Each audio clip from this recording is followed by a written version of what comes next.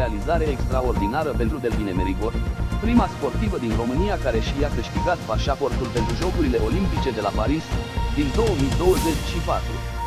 Această performanță remarcabilă a fost obținută după ce a terminat pe locul 3 maratonul de la Barcelona, fiind cronometrată într-un timp senzațional care reprezintă a doua cea mai bună performanță din istoria probei din România.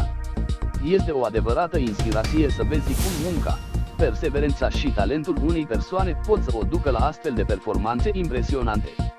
Delvine Merigor a dovedit că nimic nu este imposibil și că orice vis poate deveni realitate atunci când îți dedici sufletul și pasiunea pentru ceea ce faci.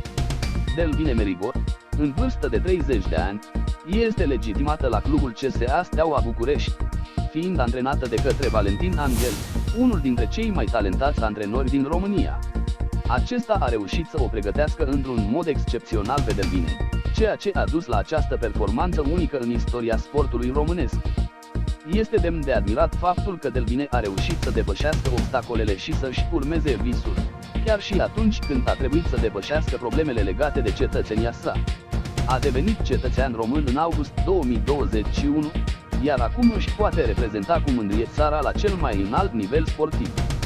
Felicitări, Delvine Merigor, pentru această performanță extraordinară și pentru faptul că ai reprezentat cu demnitate țara noastră la maratonul de la Barcelona. Ești o sursă de inspirație pentru toți cei care își doresc să obțină astfel de performanțe remarcabile și să demonstreze că nimic nu este imposibil atunci când îți dorești cu adevărat să reușești.